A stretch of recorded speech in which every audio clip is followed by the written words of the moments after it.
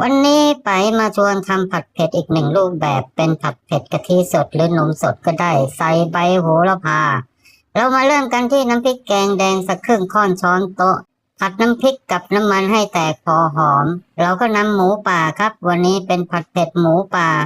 าอาจจะเหนียวหน่อยแต่เราก็หั่นให้บางไว้ก่อนนะครับในหน้าผักของผัดเผ็ดเองก็จะมีกระชายฝอยใบมะกรูดพริกชี้ฟ้าแดงพริกไทยอ่อนผัดเผ็ดรูปแบบนี้จะไม่ใส่มะเขือเปราะถ้ากลัวว่าการผัดมันจะเหนียวมากเพื่อนๆก็ใส่น้ำซุปไว้ก่อนเยอะๆก็ได้ครับเคี่ยวให้พอนุ่มคือให้หายเหนียวเราก็สังเกตดูหรือเอามาหยิกดูก็ได้ครับ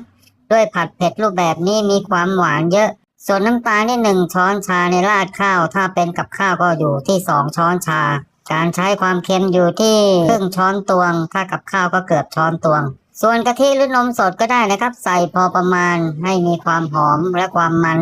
ช่วงนี้เราก็ผัดไปคนไปเคี่ยวไปจนเหนียวข้นสักนิดนึงหมูป่าก็คงจะพอนุ่มได้บ้างก็ใส่ใบโหระพาไปเลยนะครับผัดเผ็ดลูกทุ่งนี่จะใส่ใบกะเพรา